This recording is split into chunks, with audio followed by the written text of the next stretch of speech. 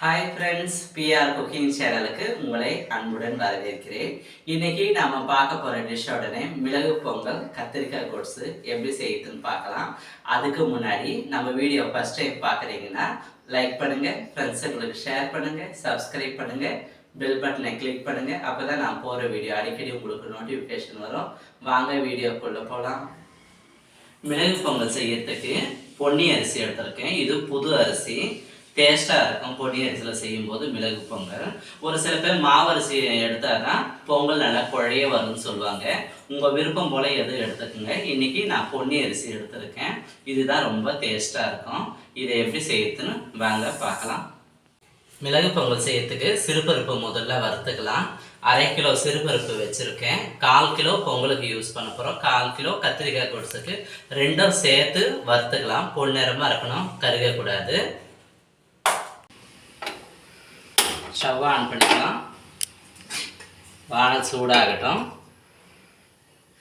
சிறுபருப்பு வானல் சூடான பிறகு 1/2 கிலோ சிறுபருப்பை வறுத்துக்கலாம்.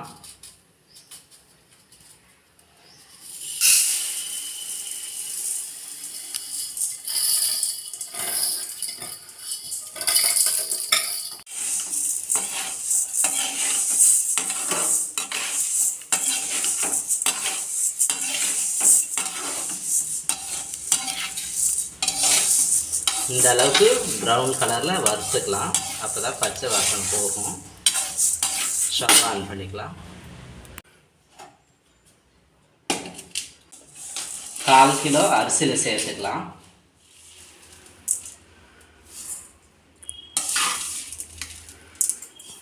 மீதி 1/4 கிலோ கத்திரிக்காய் கொடிசுக்காக இதில் போட்டுக்கலாம். உங்களுக்கு அளவு தெரியலன்னா நீங்கள் எந்த அளவுப்பீங்களோ அந்த டம்ளரில் பாதி கரெக்டாக அளந்துக்குங்க. இப்போது தண்ணி விட்டு ஊற போடலாம். ஒரு 5 நிமிஷம் ஊறட்டும்.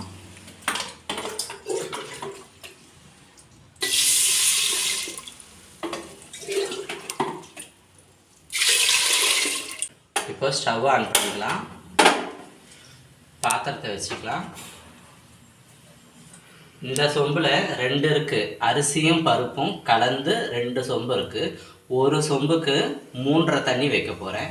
அப்படின்னா 2 சொம்புக்கு 7 சொம்பு தண்ணி சூடு பண்ணலாம் மிளகு பொங்கலுக்காக.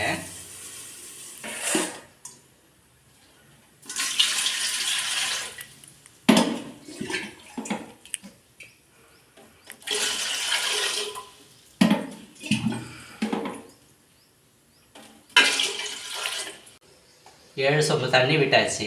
தண்ணி சூடாகட்டும். ஒரு தட்டு போட்டு மூடிக்கலாம்.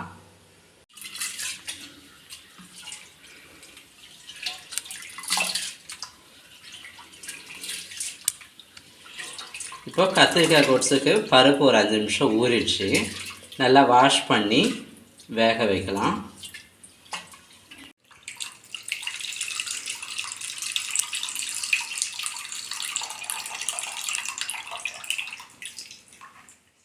கத்திரிக்காய் கொடிசு ஓவராக தண்ணியாக இருக்கக்கூடாது.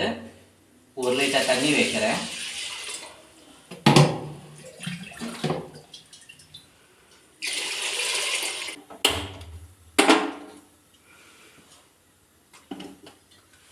பருப்பு வேகுது. 1/2 ஸ்பூன் மஞ்சள் பொடி சேர்த்துக்கிறேன். பருப்பு பொங்கி வரும், அதுக்காக சிறிதளவு எண்ணெய் விட்டுக்கிறேன். ஒரு 2-3 தண்ணி வாஷ் பண்ணிக்கலாம். அப்போ தான் அரிசி வெள்ளையாக இருக்கும்.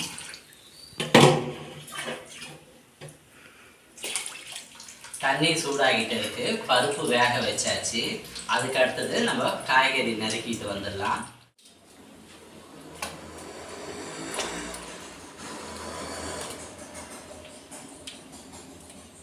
கால் கிலோ கத்திரிக்காய் போதும். 2 கேரட்டு,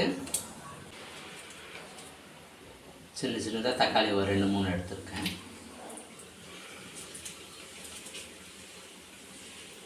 மீடியமான சைஸ் வெங்காயம் 2-3 எடுத்துக்கிறேன். தோல் எடுத்துட்டு தண்ணியில் போடலாம்.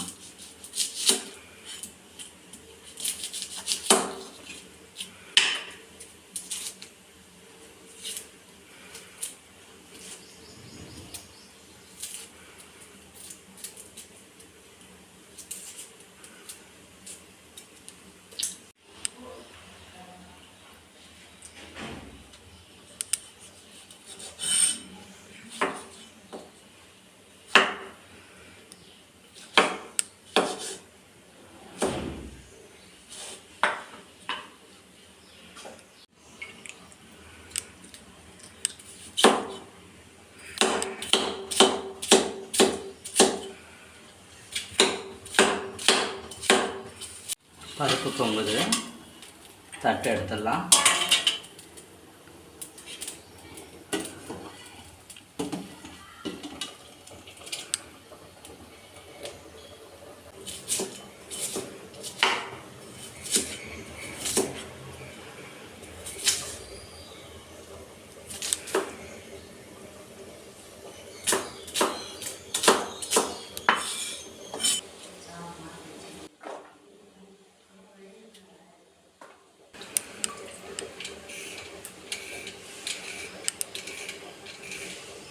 லைட்டாக தோல் எடுத்துடலாம் கேரட்டில்.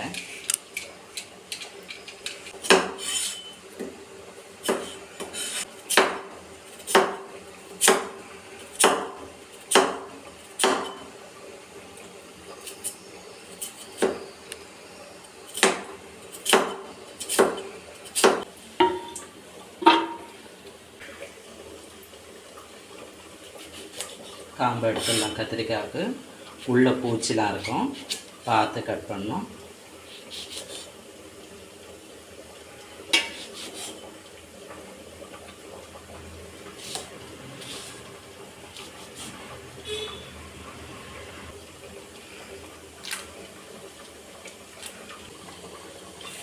தண்ணி கொதிக்குது. அரிசி பருப்பு போட்டுடலாம்.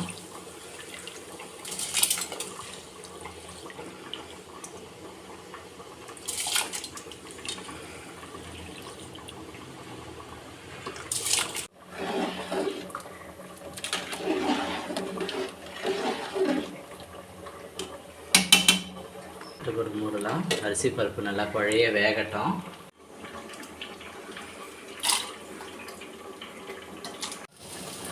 பொங்கி வருது. தட்டு எடுத்துடலாம்.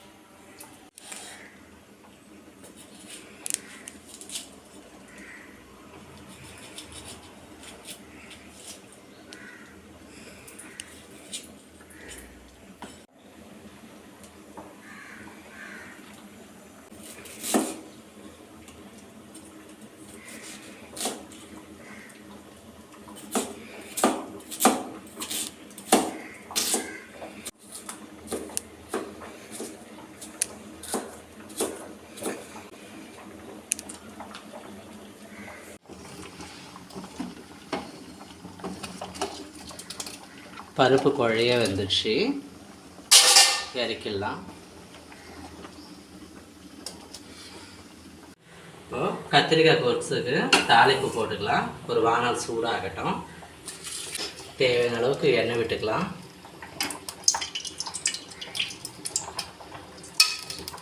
எண்ணெய் சூடாகிடுச்சு. கத்திரிக்காய் கோட்ஸு எப்பவுமே சீரகம் தான் தாளிக்கணும், கடுகு கிடையாது. ஒரு ஸ்பூன் சீரகம் சேர்த்துக்கிறேன்.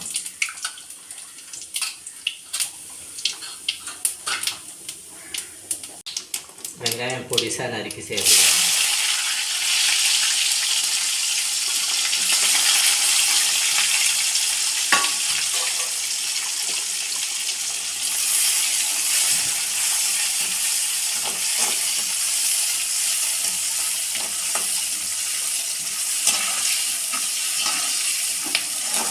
தக்காளி சேர்த்துக்கிறேன்.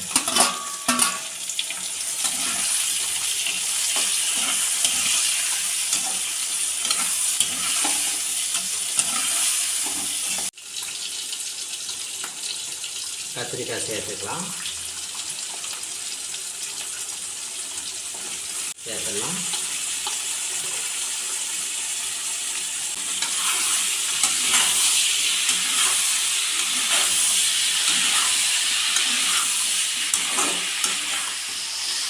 நல்லா வதங்கிடுச்சு. இறக்கிட்டு பருப்பு போட்டுடலாம். வதங்கின காய்கறியை பருப்பில் சேர்த்துடலாம்.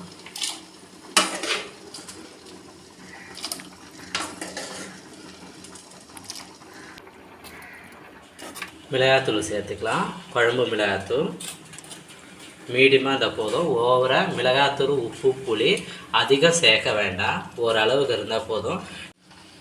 தேவையான அளவுக்கு உப்பு சேர்த்துக்கலாம்.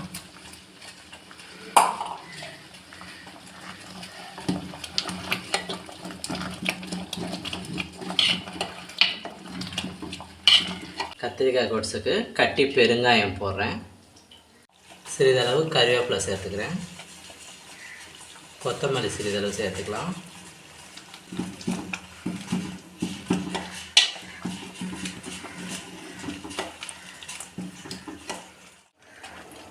அரிசியும் பருப்பும் நல்லா வெந்துடுச்சு குழைய. இந்த டைமில் தேவையான அளவுக்கு சால்ட்டு சேர்த்துக்கிறேன்.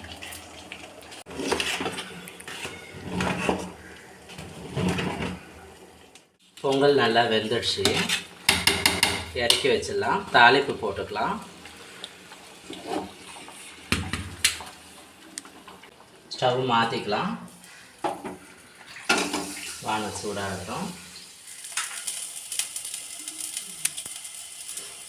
வானல் சூடாகிடுச்சு. 200 டால்டா சேர்த்துக்கிறேன். பொங்கலுக்கு டால்டா தான் நல்லாயிருக்கும். 200 சேர்த்துக்கிறேன். நெய் இருந்தாலும் நெய் விட்டுக்கலாம். நான் 200 டால்டா 50 நெய் சேர்த்துக்கிறேன்.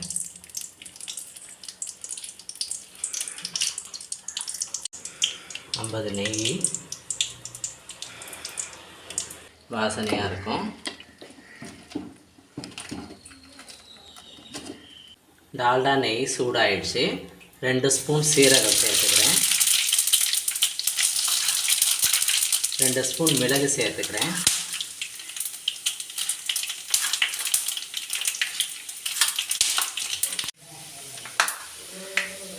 20 முந்திரி சேர்த்துக்கிறேன். பெருங்காயம் கட்டி பெருங்காயம் எண்ணெயிலே போட்டுடுறேன். இஞ்சி பொடிசாக நறுக்கி சிறிதளவு போடுறேன். பச்சை மிளகாய் 4 போடுறேன். கறிவேப்பிலை சிறிதளவு போடுறேன். கொத்தமல்லி சிறிதளவு.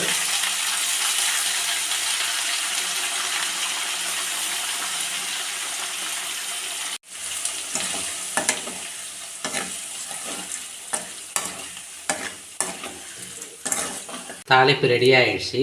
பொங்கலில் சேர்த்துடலாம்.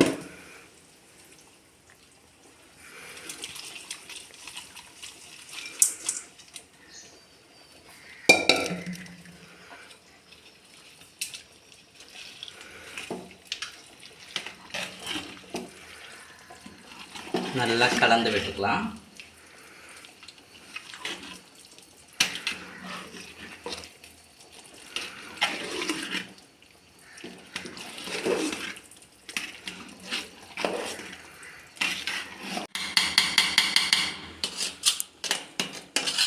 அவ்வளோதாங்க. பொங்கல் சூப்பராக ரெடி ஆகிடுச்சு.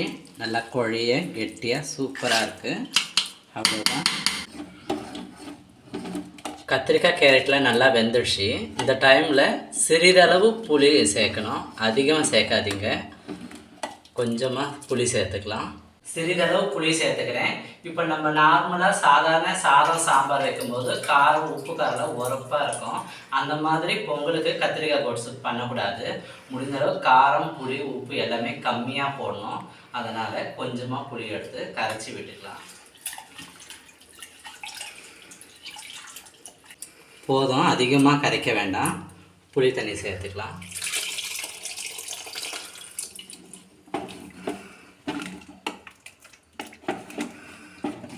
புளி உப்பு காரம் சேர்த்த பிறகு எந்த அளவுக்கு கெட்டியாக இருக்குன்னு பாருங்கள். ஏற்கனவே பருப்புக்கு 1 லிட்டர் தண்ணி விட்டு வேக வச்சேன். குழம்புக்கு தேவையான தண்ணி இப்போ சேர்த்துக்கிறேன். இந்த அளவுக்கு கெட்டியாக இருக்கட்டும். அவ்வளோதாங்க, கத்திரிக்காய் கோட்ஸ் ரெடி ஆயிடுச்சு. ஸ்டவ்வை ஆஃப் பண்ணிக்கலாம்.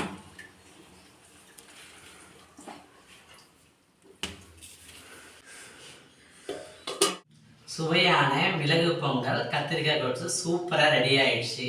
பார்க்கவே சூப்பராக இருக்குது, மனமாக இருக்குது.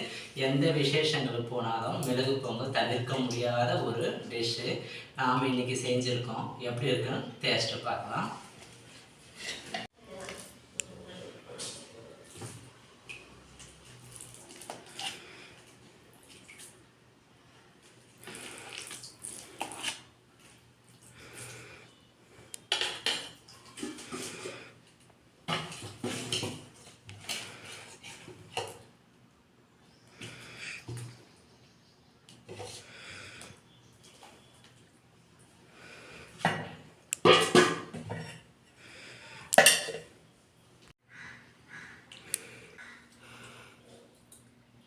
சூப்பராக இருக்குது. மிளகு பொங்கல் கத்திரிக்காய் கோஸுக்கும் சூப்பராக வந்திருக்கு. நீங்களும் வீட்டில் ட்ரை பண்ணி பாருங்கள். அடுத்த வீடியோவில் சந்திப்போம். பாய்.